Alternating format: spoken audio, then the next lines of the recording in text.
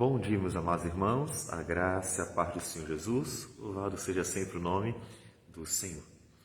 Deus é fiel às suas promessas, poderoso para cumpri-las também, de modo que nem mesmo nós, com todas as nossas falhas, podemos impedir ou fazer Deus desistir de cumprir a sua palavra. Nós vemos isso na história de Israel. Vamos para o Salmo 126.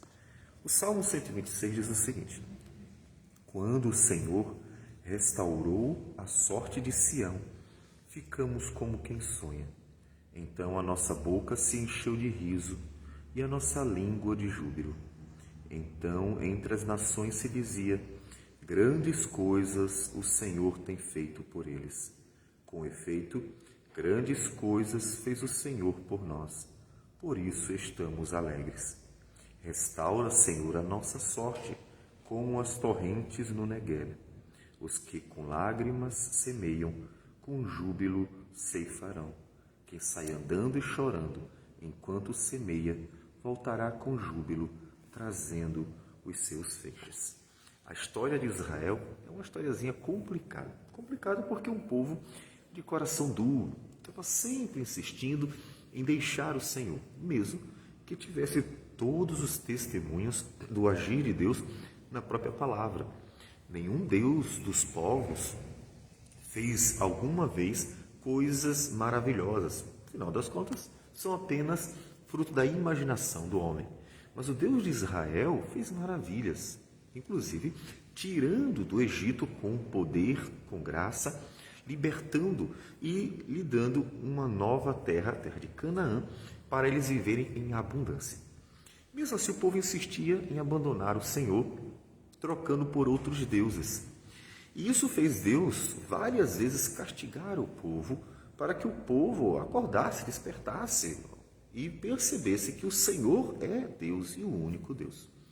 Mesmo com toda essa trajetória marcada por muitas dificuldades e até a insistência do povo em se afastar do Senhor, Deus continuou fiel. E é por isso que ele diz: quando o Senhor restaurou a sorte de Sião, ficamos como quem sonha. Deus restaurou mais uma vez a sorte de Sião. Mas por quê? Porque Sião é exatamente o monte onde Cristo, Filho de Deus, entregaria a sua vida.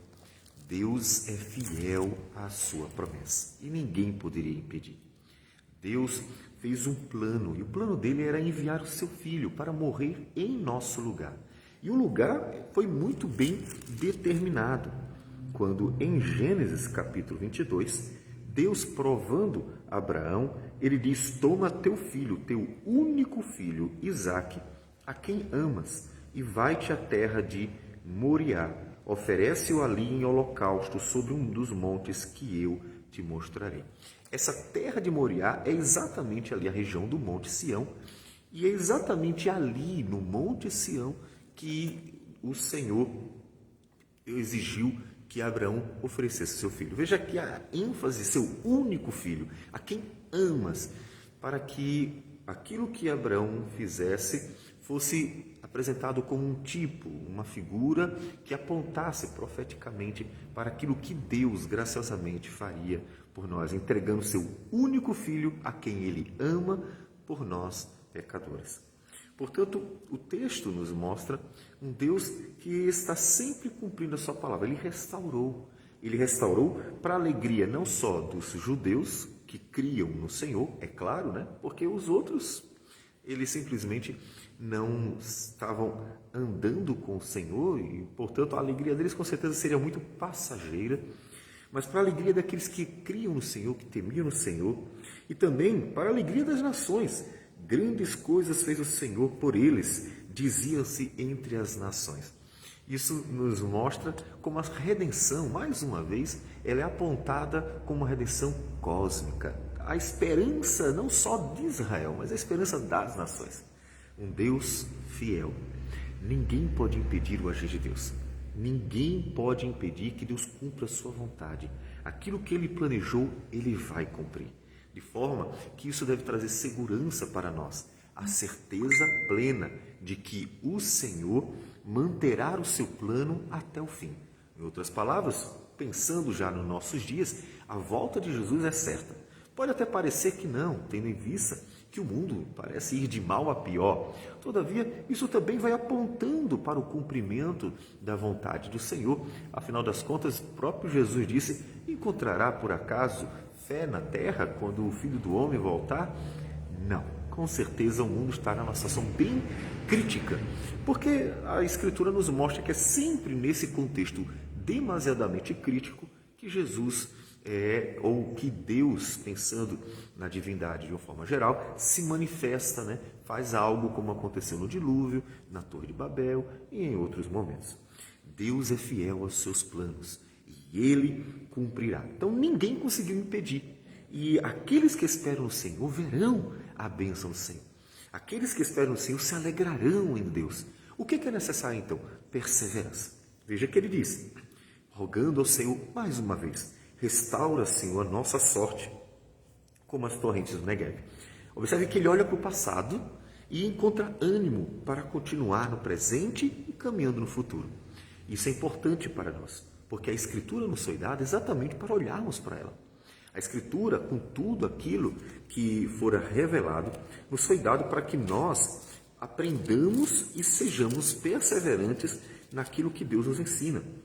Paulo diz isso em 1 Coríntios 10, quando ele começa a relatar um pouco da história de Israel, inclusive seus pecados, e ele diz: estas coisas lhes sobrevieram, ou seja, tudo isso aconteceu no passado e foi revelado a nós como exemplos que foram escritas para advertência nossa, de nós outros, sobre quem os fins dos séculos têm chegado. Então, tudo aquilo foi revelado para nós. Então, olhar para o passado e ver como Deus operou, tanto castigando o povo por causa da idolatria, da rebeldia, quanto trabalhando graciosamente neste povo, restaurando, transformando, perdoando, tudo isso para que nós hoje possamos ter uma esperança, uma exortação, ter em que descansar o coração. Tudo isso foi escrito no passado para que sejam exemplos para nossas vidas.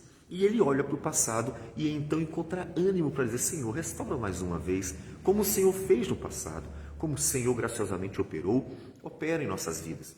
Não é que Deus vai fazer os mesmos milagres. Deus nunca repete as mesmas coisas, né? Ele operará.